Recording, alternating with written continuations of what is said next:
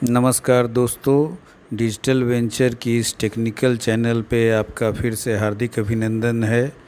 जैसा कि आप जानते हैं, हम यहाँ बहुत सारी टेक्निकल ज्ञान की बातें करते हैं और बहुत अलग अलग फील्ड से रिलेटेड मैं जानकारियाँ आप लोगों के लिए इकट्ठा करके लाता हूँ ताकि आपका ज्ञानवर्धन हो सके और आपको कोई टेक्निकल असिस्टेंस की आवश्यकता न पड़े। आप खुद ही अपने आप में धीरे धीरे टेक्निकल एक्सपर्ट हो जाएं।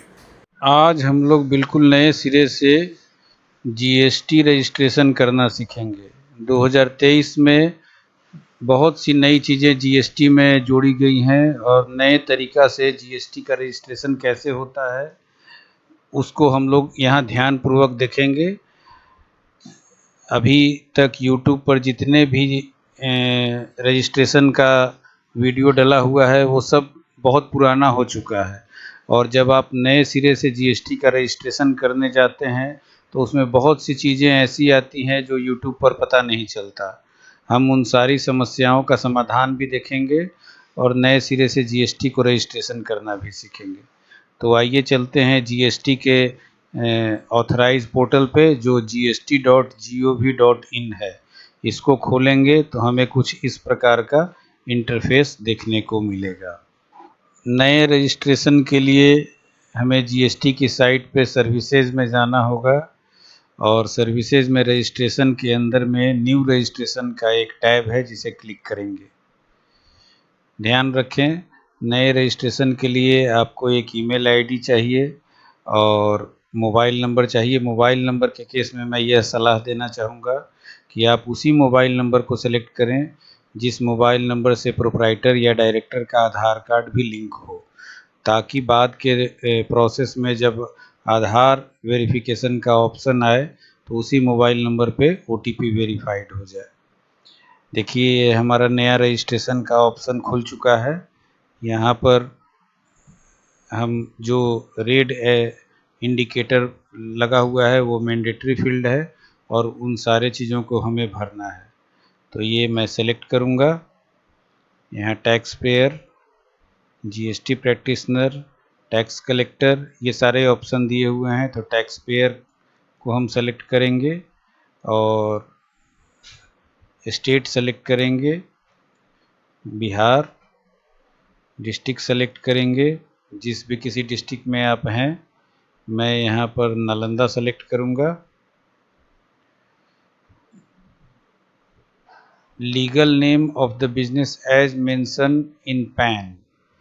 तो पैन कार्ड पे क्या नाम लिखा हुआ है हम उस नाम को सेलेक्ट करेंगे। नाम को पैन के तरीक़ा से भर लेंगे जैसा पैन कार्ड पे लिखा हुआ है। मैक्सिमम केस में हम प्रोप्राइटर का नाम लिखते हैं और प्रोप्राइटर का पैन नंबर भी यहाँ पर इंटर करते हैं। कई बार प्राइवेट लिमिटेड कंपनी या पार्टनरशिप फर्म भी होता है जिनका अपना कंपनी का भी पैन कार्ड होता है, तो वैसे केस में हम उस पैन कार्ड को डालेंगे। लेकिन यहाँ मैं जो जीएसटी नंबर लेने जा रहा हूँ जिस कंपनी का, उसके ऑनर प्रोप्राइटरशिप कंसर्न के तहत हैं, तो उनका नाम ही और उनका पैन कार्ड ही हम लोग डालेंगे। ये मैंने नाम और पैन कार्ड सेलेक्ट कर लिया है। अब उसके बाद ईमेल एड्रेस डालने की बारी है। पैन नंबर और नाम भरने के बाद हम लोगों को ईमेल एड्रेस और मोबाइल नंबर डालना है। तो ईमेल एड्रेस और मोबाइल नंबर मैंने डाल लिया और कैप्चा भी इंटर कर लिया। कैप्चा को रिफ़्रेश कर देना चाहिए। रिफ़्रेश करके फ्रेश कैप्चा डालिए ताकि वो एक्सपायर न दिखे और उसके बाद प्रोसीड बटन पे क्लिक करेंगे तो ओटीपी चला जाएगा। अब आप देख रहे हैं कि मोबाइल नंबर का ओटीपी और ईमेल एड्रेस का ओटीपी अलग अलग डिमांड हो रहा है। अब हमने मोबाइल का ओटीपी और ईमेल एड्रेस का ओटीपी दोनों ही डाल दिया है और अब प्रोसीड बटन को क्लिक करेंगे। आप देख रहे हैं you have successfully submitted part A of the registration process. Your temporary reference number, जिसे TRN नंबर कहते हैं, ये हमें मिल चुका है और हमारा TRN नंबर जनरेट हो चुका है। ये है कि ये जो टेम्पररी रजिस्ट्रेशन या रेफरेंस नंबर मुझे मिला है, ये रेफरेंस नंबर अगले 15 दिन तक के लिए वैलिड है। इस बीच में हमें पार्ट बी का कंप्लीट रजिस्ट्रेशन पूरा कर लेना होगा, अदरवाइज़ ये TRN नंबर एक्सपायर कर जाएगा। तो सबसे पहले हम इस TRN नंबर को कहीं सेव करके रख लेंगे ताकि ये नंबर भूल ना जाएं। तो यहाँ से मैं इसे कॉपी करूँगा और कॉपी करने के बाद कोई एक्सेल फाइल या कोई फाइल खोलकर और उसमें इसे मैं सेव कर दूँगा। हमने ये TRN नंबर सेव कर लिया है और अब हम प्रोसीड बटन पे क्लिक करेंगे। हम देख रहे हैं कि अब हम न्यू रजिस्ट्रेशन वाले ऑप्शन से बाहर निकल के टेम्पररी रेफरेंस नंबर वाले ऑप्शन पे आ गए। अभी हमने जो TRN नंबर सेव किया, बिल्कुल उसी TRN नंबर को डाल देना है यहाँ पे, और जो कैप्चा नीचे आ रहा है उस कैप्चा को इंटर कर देंगे। तो हमारे मोबाइल नंबर और ईमेल एड्रेस दोनों पर एक साथ पासवर्ड जाएगा, दोनों एक ही रहता है। किसी भी एक को देखकर आप उस OTP को डालेंगे तो आप अंदर लॉगिन कर जाएंगे। मैं प्रोसीड करता हूँ। अब देखिए एक नया ये OTP गया। ईमेल एड्रेस को चेक करेंगे।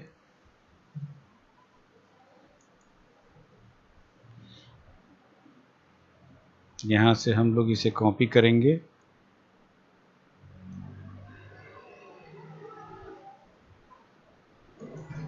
और यहाँ OTP में पेस्ट कर देंगे और प्रोसीड पर चले जाएंगे।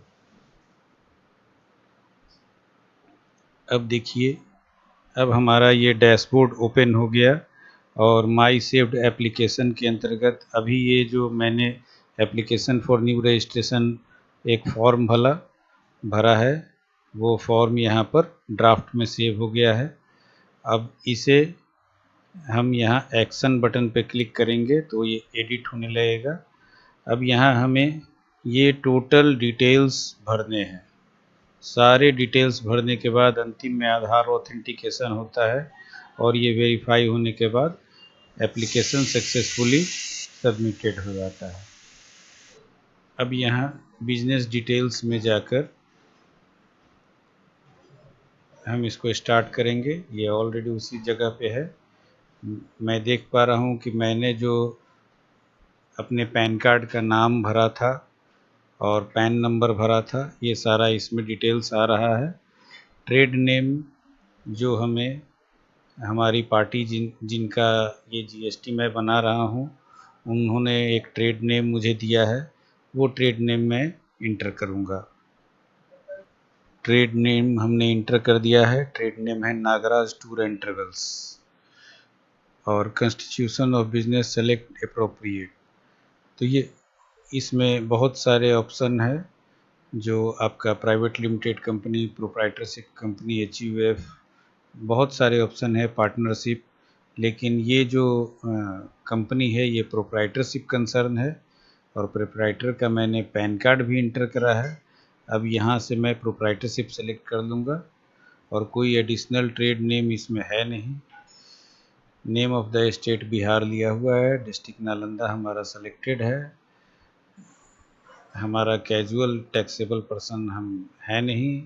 ऑप्शन फॉर कंपोजिशन में जाना नहीं है। कंपोजिशन ये एक अलग टॉपिक है। GST में एक कंपोजिशन का रजिस्ट्रेशन होता है, इसके बारे में मैं अलग से एक वीडियो बनाऊंगा। फ़िलहाल ये एक रेगुलर GST की रजिस्ट्रेशन के लिए हम लोग यहाँ काम कर रहे हैं। तो बिल्कुल अब यहाँ से हम लोग आगे बढ़ेंगे। यहाँ एक ऑप्शन आ रहा है रीज़न टू ऑब्टेन रजिस्ट्रेशन, तो यहाँ सेलेक्ट करेंगे और इसमें बहुत सारे ऑप्शन है कि क्या कारण है आपको इस रजिस्ट्रेशन को लेने का। तो इसमें जब भी नया रजिस्ट्रेशन लोग लेते हैं, इसको आप ध्यानपूर्वक पढ़ें और आपको जो इसमें सबसे परफेक्ट आपके रजिस्ट्रेशन के लिए लगता है आप उसे सेलेक्ट कर सकते हैं। लेकिन मैक्सिमम केसेस में जब लोग नया रजिस्ट्रेशन लेते हैं तो वॉलंटरी बेसिस सेलेक्ट करते हैं, मैं भी वही सेलेक्ट करूँगा। डेट ऑफ कमिंसमेंट ऑफ बिजनेस, यानी कि किस डेट से आपका बिजनेस स्टार्ट हुआ है, तो यहाँ डेट आप कोई भी भर सकते हैं, लेकिन मैं ये सजेस्ट करूँगा कि आप जिस डेट में रजिस्ट्रेशन कर रहे हैं वो डेट यानी आज का डेट ही सेलेक्ट करें। जैसे देखिए ये आज का डेट है 28 जून 2023 और ये मैंने सेलेक्ट कर लिया है। इसके बाद इंडिकेट एग्जिस्टिंग रजिस्ट्रेशन, हमारे पास कोई एग्जिस्टिंग रजिस्ट्रेशन नहीं है, तो बिल्कुल यहाँ पर सेव एंड कंटिन्यू करके मैं आगे बढ़ जाऊँगा। ये देखिए ये ब्लू हो गया और ये टिक मार्क भी आ गया, यानी कि ये एक ऑप्शन हमारा कंप्लीट हो चुका है। अब आप देख रहे हैं कि मैं सेकंड टैब पे आ गया हूँ, यानी इसमें प्रोमोटर्स या पार्टनर्स या आप कह सकते हैं प्रोप्राइटर, उनका डिटेल्स फिल करना है। जैसा कि आप देख पा रहे हैं कि मैंने जब शुरू में ये नाम इंटर करा था राकेश कुमार, उनका नाम ऑलरेडी आ चुका है। उनके फादर का नाम नहीं आया है, जो उनके फादर का नाम हम पैन कार्ड देखकर और उनको इंटर करेंगे। साथ में डेट ऑफ बर्थ भी इंटर करना है और यहाँ पर मोबाइल नंबर और ईमेल एड्रेस भी इंटर करना है। तो मोबाइल नंबर और ईमेल एड्रेस जैसा कि आपने पहले दे रखा है, वही मोबाइल नंबर और ईमेल एड्रेस भी आपको इंटर करना है। इसके तुरंत बाद आपसे जेंडर पूछेगा, आपके इस कंपनी के प्रोप्राइटर का जेंडर क्या है, तो वो मेल है, मैं मेल में क्लिक कर दूंगा। आप देख रहे हैं कि यहाँ एक रेड स्टार लगा हुआ है, यानी ये सारे मैंडेटरी कॉलम्स हैं। मैंडेटरी कॉलम्स को आपको हर हालत में फिलअप करना है, जो मैंडेटरी नहीं है उसे आप छोड़कर आगे बढ़ सकते हैं। आइडेंटिटी इंफॉर्मेशन में आगे आप देख रहे हैं कि डेजिग्नेशन या स्टेटस मांग रहा है, तो हमारे जो कंपनी के ऑनर हैं उनका डेजिग्नेशन क्या है, तो मैं यहाँ प्रोप्राइटर भर देता हूँ।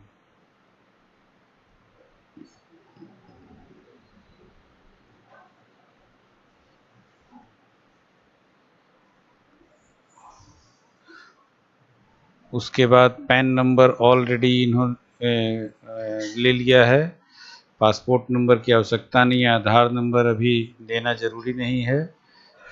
इसके बाद आपको अपना रेसिडेंशियल एड्रेस भरना है, जो रेसिडेंशियल एड्रेस आपके पास है वो भरना है। ऐसे देखिए कंट्री हमारा इंडिया ले रखा है, पिन कोड हमें डाल देना है, पिन कोड के आधार पर डिटेल्स लेता है। डिस्ट्रिक्ट नालंदा ले लिया है, टाउन विलेज को हम यहाँ पर राजगीर कर देते हैं।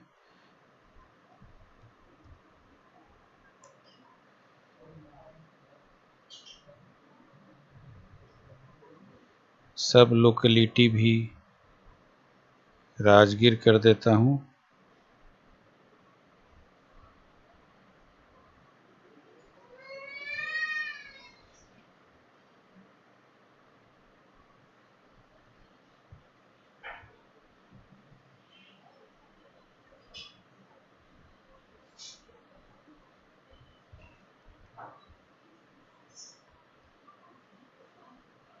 ये जो डेटा है इस डेटा के आधार पे लोकेशन अपने आप ले लेता है और मैं इसे नेक्स्ट करके यहाँ पर प्रोप्राइटर का फ़ोटोग्राफ अपलोड करने के लिए बोल रहा है, तो एक फ़ोटोग्राफ प्रोप्राइटर का अपलोड कर देता हूँ। ध्यान रहे कि इस फ़ोटोग्राफ का साइज 100 KB से नीचे होना चाहिए और JPG फॉर्मेट ही यहाँ पर अलाउड है।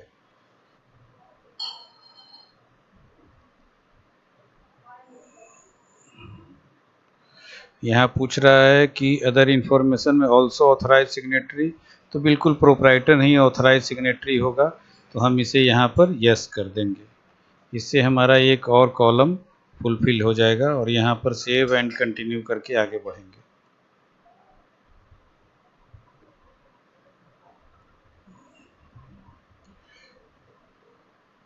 ये वार्निंग हमेशा आता है, तो इसको आप यस करके निकलेंगे। यहाँ लोकेलिटी और सब locality does not match with the pin code, तो हमने अपने आधार कार्ड के अनुसार ही ये डेटा फिलअप किया है, तो आप यस करके आगे निकल जाएंगे।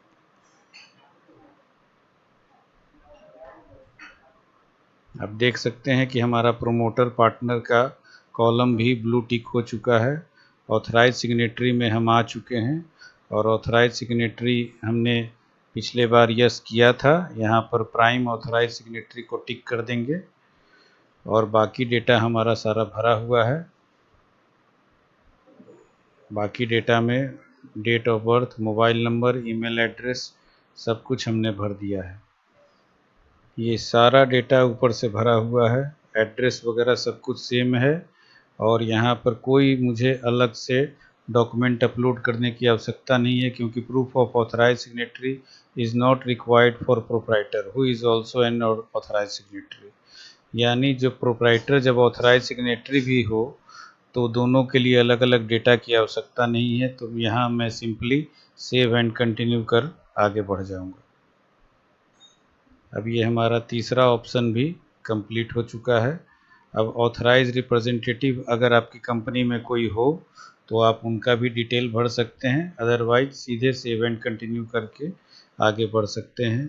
तो मैक्सिमम केसेस में प्रोप्राइटर ही ऑथराइज रिप्रेजेंटेटिव भी होते हैं, ऑथराइज सिग्नेटरी भी होते हैं और वो जीएसटी में किसी का डिटेल्स नहीं देते हैं। एक्सेप्शनल केस में अगर आपके पास वैसा कुछ हो तो आप यहाँ पर सिंपली यस करके और उनका डिटेल भर सकते हैं और भर के सारा डेटा जैसे आपने प्रोप्राइटर का भरा वैसे ही ऑथराइज रिप्रेजेंटेटिव का भी डेटा भर के आप सेव एंड कंटिन्यू कर सकते हैं। मैं यहाँ direct save and continue button को क्लिक करूँगा और आगे बढ़ूँगा।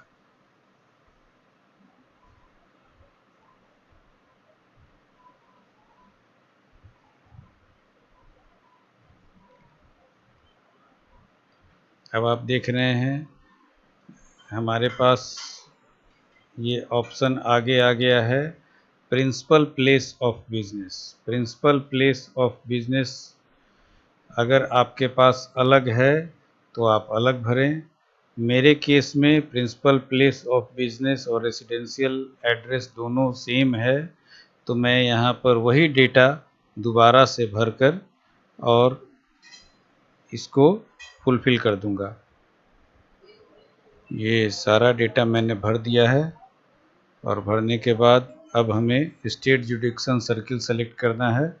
ये एक मैंडेटरी कॉलम है, sector, circle, ward, charge, unit, ये हमें सेलेक्ट करना है। तो मैं इसे यहाँ क्लिक करूँगा और राजगीर बिहार शरीफ सर्किल के अंतर्गत आता है, इसलिए मैं बिहार शरीफ को सेलेक्ट कर दूँगा। सेंट्रल जुडिशियल सर्किल को भी सेलेक्ट करना है, तो ये कमिश्नरी पूछ रहा है कि किस कमिश्नरी में ये आता है, तो इसको क्लिक करेंगे तो यहाँ सिर्फ एक ही ऑप्शन है, वो है पटना 1। तो पटना 1 को मैं सेलेक्ट कर लूँगा। पटना ईस्ट डिवीज़न आ जाएगा, रेंज बिहार शरीफ रेंज। यहाँ सिर्फ एक ही ऑप्शन आएगा। जैसे ही आप ऊपर का सर्किल सेलेक्ट करेंगे तो नीचे का सर्किल आपके पास ऑप्शंस रहेंगे सिर्फ सेलेक्ट करने का। अब देखिए हमारा ये ऑथराइज रिप्रेजेंटेटिव वाला ऑप्शन भी टिक हो चुका है। इसके बाद प्रिंसिपल प्लेस ऑफ बिजनेस में हम आ गए हैं। तो इस पर्टिकुलर केस में प्रिंसिपल प्लेस ऑफ बिजनेस और रेसिडेंशियल एड्रेस दोनों सेम है, जिसके कारण ये सारा डिटेल्स हमारा जो हमने भरा है वो पुराने वाला ही हमने भर दिया है।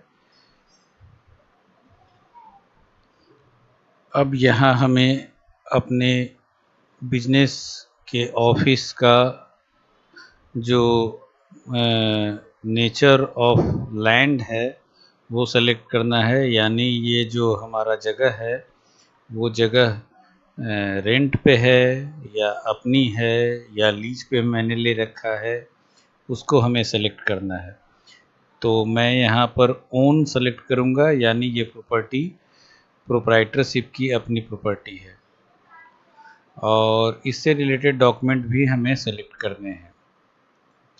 पहले तो ये ध्यान देना होगा कि जो भी डॉक्यूमेंट आप एड्रेस प्रूफ में लगाते हैं वो डॉक्यूमेंट PDF या JPG फॉर्मेट में ही होना चाहिए और उसका मैक्सिमम साइज़ 1 MB लिख रहा है, लेकिन आप इंडिविजुअल जब आप सेलेक्ट करेंगे तो वो 100 KB हो जाएगा। तो पहले इलेक्ट्रिसिटी बिल मांग रहा है, इलेक्ट्रिसिटी बिल हम डाल देंगे यहाँ पे।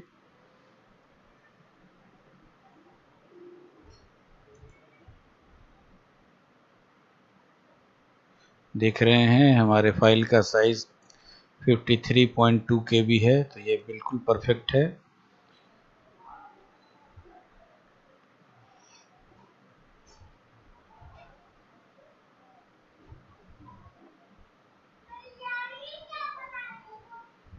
ये इलेक्ट्रिसिटी बिल यहाँ सेलेक्ट हो चुका है।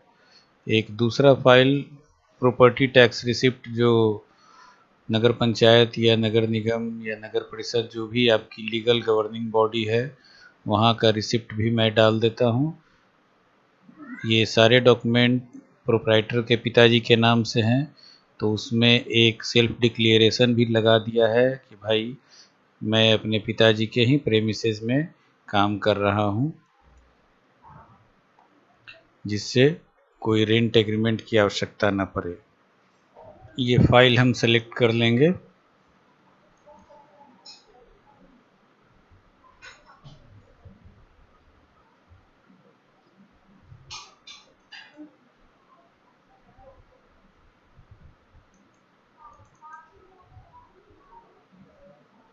यहाँ हमारे ध्यान देने की चीज़ है कि फ़ाइल का साइज़ 100 किलोबाइट से ज़्यादा नहीं होना चाहिए।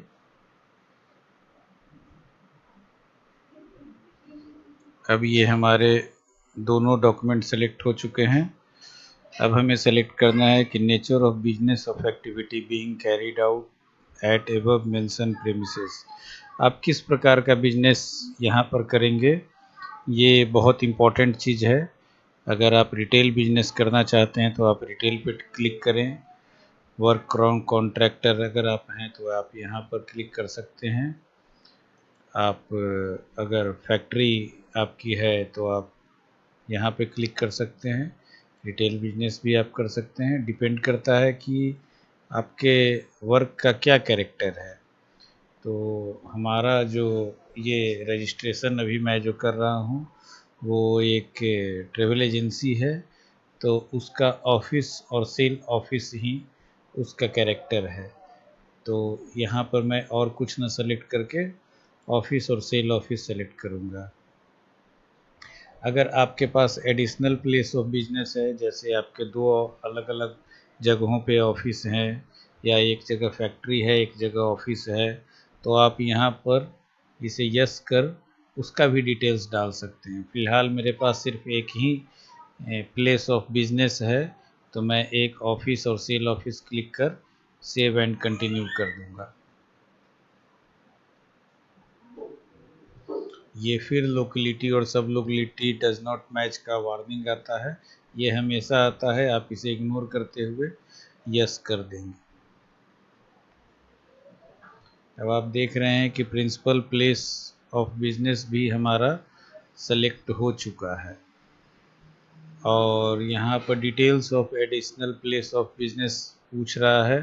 तो अगर आपके पास है, जैसा कि मैंने अभी बताया, तो आप बैक जाकर और एडिशनल प्लेस ऑफ बिजनेस को सेलेक्ट कर सकते हैं। हमारे पास नहीं है तो मैं यहाँ पर सिंपली कंटिन्यू बटन दबाकर आगे बढ़ जाऊँगा। अब यहाँ पे आपको बताना है, ये एक टॉपिक है जो गुड्स एंड सर्विस टैक्स के नाम को यहाँ पर बताता है कि क्यों इस टैक्स का नाम गुड्स एंड सर्विस पड़ा। यानी आप कोई सामान बेच सकते हैं, गुड्स का मतलब, और सर्विसेज भी बेच सकते हैं जिसे आप सेवा कह सकते हैं। तो वस्तु और सेवा कर को इंग्लिश में गुड्स एंड सर्विस टैक्स, जिसे हम GST के नाम से भी जानते हैं।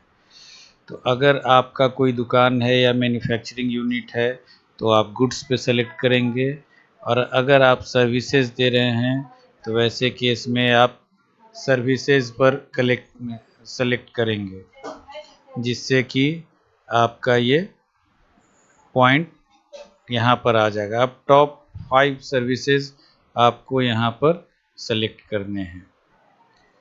अब आप देख रहे हैं कि सर्विसेज में कम से कम 5 सर्विस हमें सेलेक्ट करना है। जीएसटी ये बोलती है कि कम से कम 5 सर्विस आपको सेलेक्ट करना होगा, जो आप इस जीएसटी नंबर के अंतर्गत आप कर पाएंगे। तो इसमें आप यहाँ पर सर्च बाय नेम और कोड सर्च कर सकते हैं। आप अगर कुछ लिखेंगे तो उससे रिलेटेड HSN कोड आपको दिख जाएगा। हमारे इस क्लाइंट का वर्क जो है सो टूर एंड ट्रेवल्स का है, तो टूर ऑपरेटर्स और टैक्सी रेंटल्स का वो काम करते हैं, तो उससे रिलेटेड वर्क मैं यहाँ पर सेलेक्ट करूँगा। अब हम फाइनली आ गए हैं आधार ऑथेंटिकेशन पे। अब हमारे जो प्रोप्राइटर हैं उनके आधार से इस जीएसटी पोर्टल को ऑथेंटिकेट करना पड़ेगा, जिसका सारा डिटेल्स यहाँ नीचे दिया जा चुका है। तो अब हम यहाँ पर सेव और कंटिन्यू ऑप्शन को क्लिक करेंगे और क्लिक करने पर यहाँ पर मैसेज लिख रहा है you have opted yes, please make sure that Aadhaar authentication through the link provided on mobiles emails of proprietor partner primary authorized signatory are completed so that the registration process may be completed।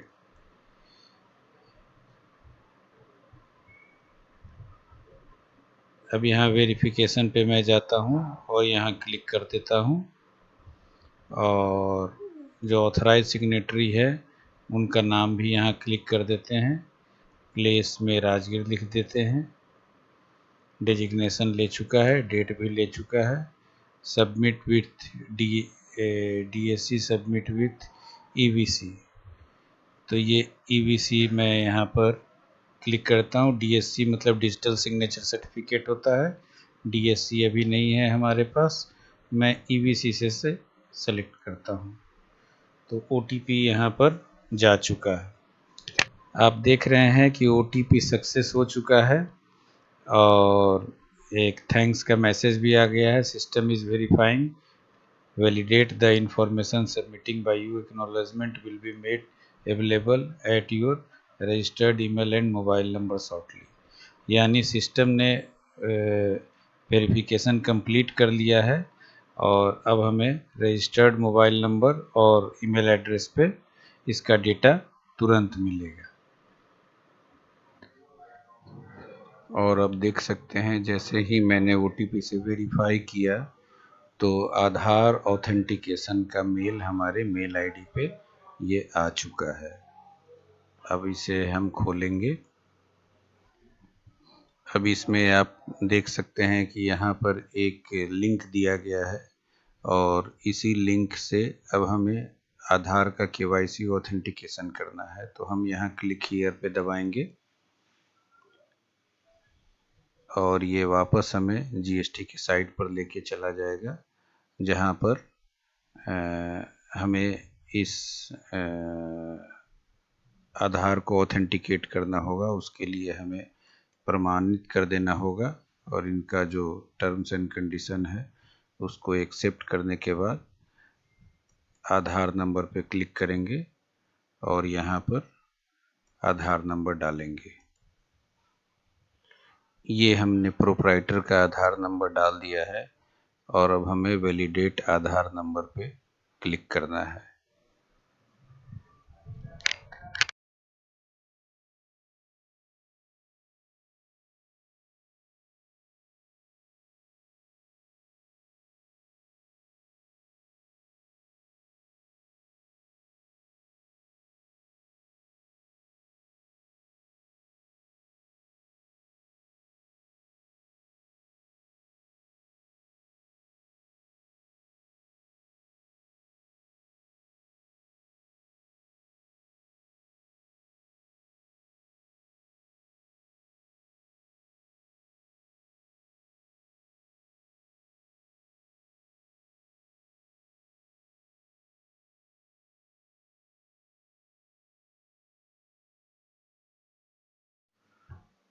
आप देख सकते हैं आधार को validate करने पर हमने OTP ले लिया और ये OTP को डालने के बाद वैलिडेट OTP करने पे हमारा ये मैसेज आ गया सक्सेस का, Aadhaar has been successfully verified for KYC authentication, यानी कि हमारा आधार से ये वैलिडेट हो चुका है। अब इसको हम ओके करेंगे।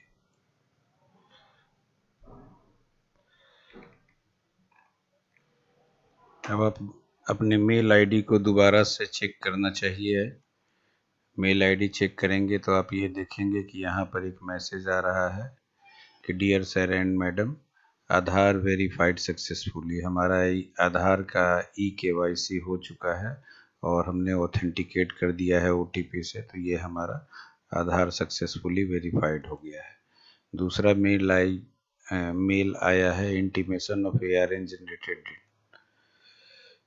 तो हमारा इंटीमेशन ऑफ ARN जनरेट हो चुका है, सब कुछ हमने सबमिट सक्सेसफुली कर दिया है और ये हमारा ARN नंबर है, यानी कि हमारे जो GST का फॉर्म सबमिशन का था काम, वो काम हमने फुल्ली कंप्लीट कर दिया है। अब आप देख रहे हैं मैंने दोबारा से TRN नंबर के माध्यम से इसे फिर से लॉगिन करा है। तो अब हमारा पोजीशन क्या दिखा रहा है, माई सेव्ड एप्लीकेशन में हमारे लिए एक ARN नंबर जनरेट हो चुका है और ये फॉर्म नंबर है, सबमिशन डेट है 28 तारीख का और पेंडिंग फॉर प्रोसेसिंग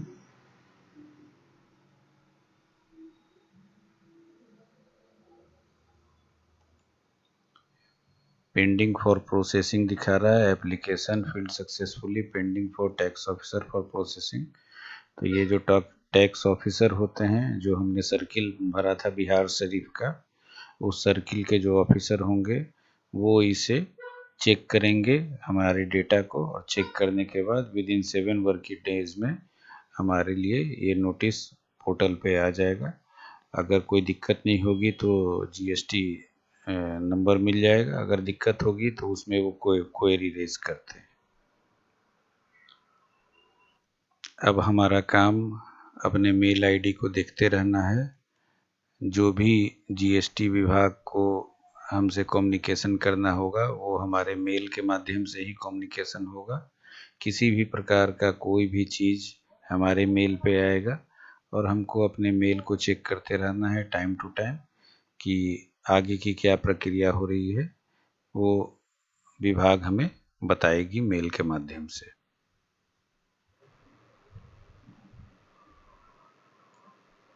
दोस्तों आप देख रहे हैं हमने ये जो GST का फॉर्म सबमिट करा था उसको फाइनल सबमिशन हमारा 28 जून का था और ये 7 जुलाई को GST डिपार्टमेंट से हमारे पास मेल आ गया और इसमें लिख रहा है वेलकम टू GST फैमिली। हम इसे खोल कर देखेंगे कि ये क्या चीज़ है और इसमें हमारे लिए क्या मैसेज आया है।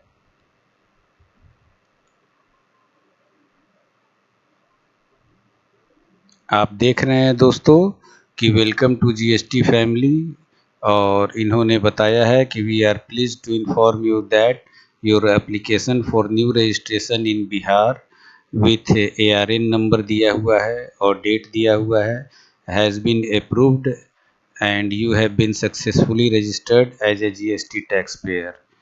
तो ये खुशी की बात है, यानी हमने जो एप्लीकेशन डाला था वो एक्सेप्ट हो गया, उसमें किसी प्रकार की कोई गलती नहीं पाई गई है और हमें सक्सेसफुली रजिस्टर्ड कर लिया गया है और हमारा GST नंबर भी इशू कर दिया गया है, जो हमने सिक्योरिटी रीजन से हाइड कर दिया है, और हमारा यूज़र आईडी और पासवर्ड भी दे दिया गया है।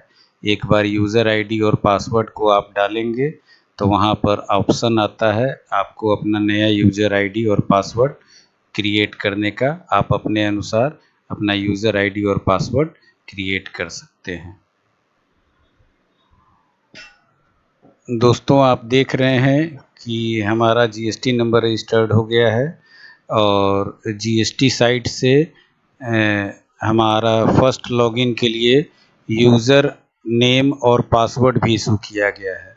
अब हमें अपने जीएसटी साइट को लॉगिन करना है और फर्स्ट लॉगिन में इस यूज़र नेम और पासवर्ड को डालेंगे तो हम अपने जीएसटी में इंटर कर जाएंगे। वहाँ से हमें यूज़र नेम और पासवर्ड दोनों को चेंज करने का ऑप्शन मिलेगा।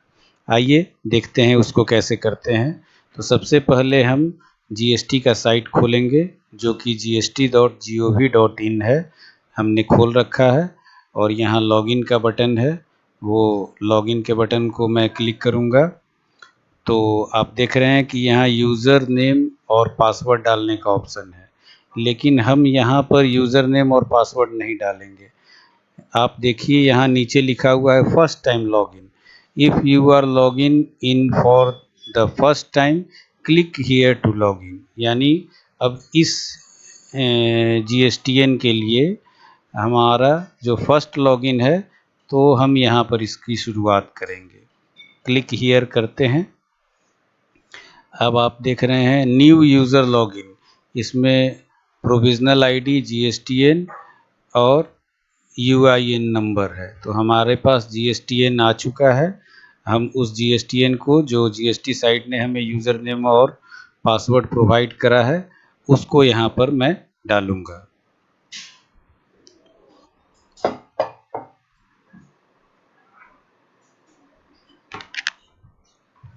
GSTN कॉपी पेस्ट हो सकता है, लेकिन पासवर्ड आपको मैन्युअली इंटर करना पड़ेगा। ये वही पासवर्ड होना चाहिए जो आपके ईमेल एड्रेस पे आया है।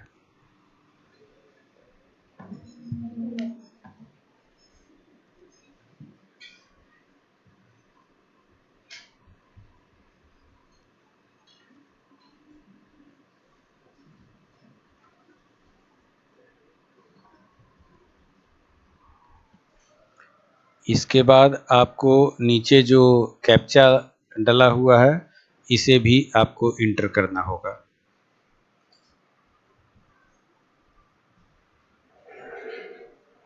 अब आप लॉगिन का बटन प्रेस करेंगे। अब आपसे पूछा जा रहा है कि kindly provide below information to proceed. अब आपसे यूज़र नेम पूछा जा रहा है। आप अपने फर्म से रिलेटेड या कुछ भी जो आपको पसंद हो कुछ भी आप यूज़र नेम डाल सकते हैं और यूज़र नेम के बाद आप न्यू पासवर्ड और रिकन्फर्म पासवर्ड ये तीनों चीज़ आपको यहाँ पर इंटर करना है और उसे आप कहीं एक सादे कागज़ पे नोट कर लेंगे ताकि बाद में आप भूल न जाएं और उसे कहीं आप सेव करके रखें तो वो आपके फ्यूचर यूजेस के लिए बहुत कारगर सिद्ध होगा। मैं यहाँ एक नया यूज़र नेम और न्यू पासवर्ड और रिकन्फर्म पासवर्ड तीनों करता हूँ।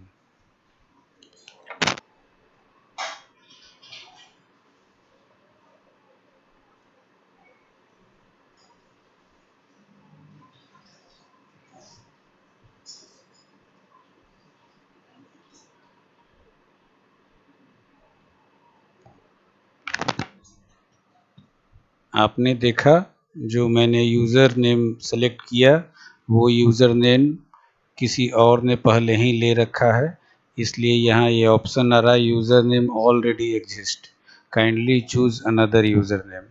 इसका अर्थ ये हुआ कि जीएसटी के साइट पे कोई भी यूज़र नेम आइडेंटिकल हो सकता है।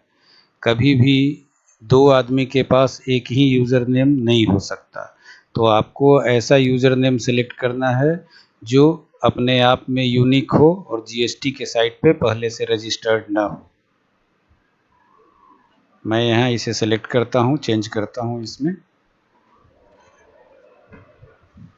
अब मैंने कोशिश करा है कि एक नया यूज़र नेम जीएसटी के साइट को प्रोवाइड करूँ और न्यू पासवर्ड और उसी पासवर्ड को रिकन्फर्म पासवर्ड पे भी डाला है। अब मैं सबमिट करता हूँ, देखते हैं क्या होता है। User name and password have been successfully created, kindly logging using this credential. यानी इस बार जो मैंने यूज़र नेम डाला वो जीएसटी के साइट पे पहले से रजिस्टर्ड नहीं था, तो हमारा अपना यूज़र आईडी और नया पासवर्ड हमने क्रिएट कर लिया है। अब मैं इस यूज़र आईडी और पासवर्ड से जीएसटी के साइट को लॉगिन करने का कोशिश करता हूँ।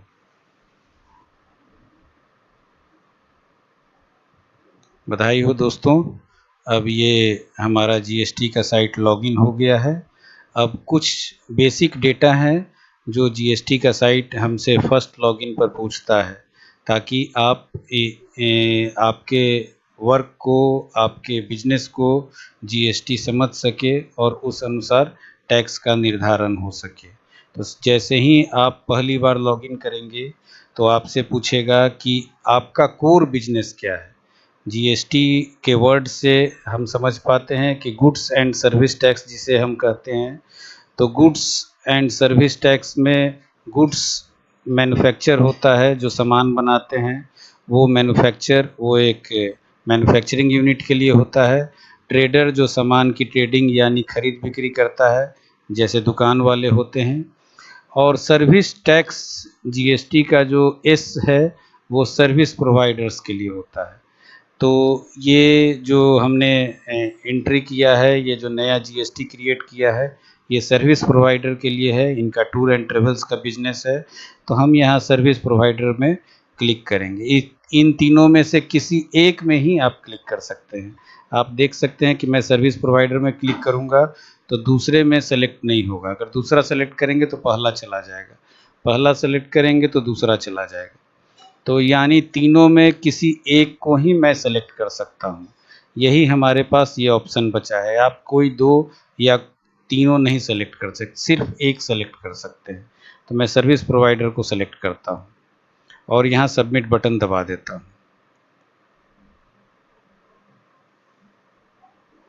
अब देखिए ये क्या कह रहे हैं, dear tax payer, as per rule 10A it is mandatory to furnish the bank account details within 45 days from the date of the grant of registration or the date on which the return required under section 39।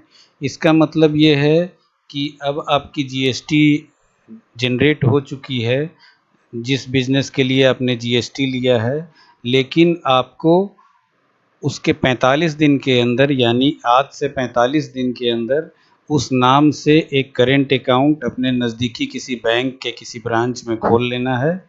और उस current account का जो details होता है, अगर bank आपको passbook देती है या स्टेटमेंट देती है, तो वो स्कैन कर आपको यहाँ जीएसटी के साइट पर अपने यूज़र आईडी और पासवर्ड के द्वारा इंटर कर और उस डिटेल्स को यहाँ पर सबमिट करना होगा।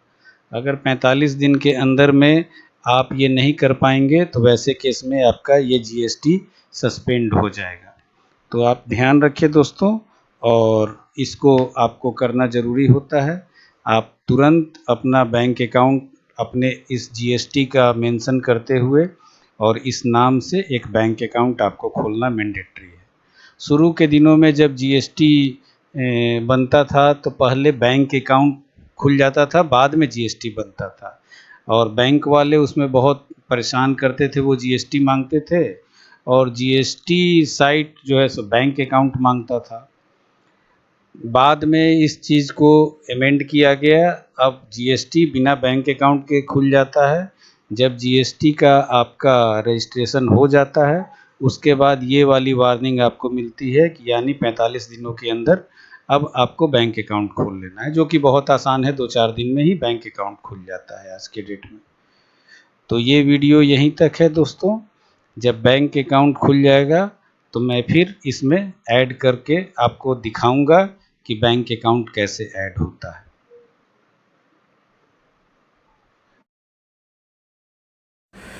अगर आपको यह वीडियो पसंद आया तो कृपया लाइक करें और चैनल को सब्सक्राइब करें और साथ ही इसे शेयर भी करें, ताकि ऐसे लोगों को भी इस प्रकार की वीडियो देखने को मिले जिन्हें शायद इसकी सही में ज़रूरत हो।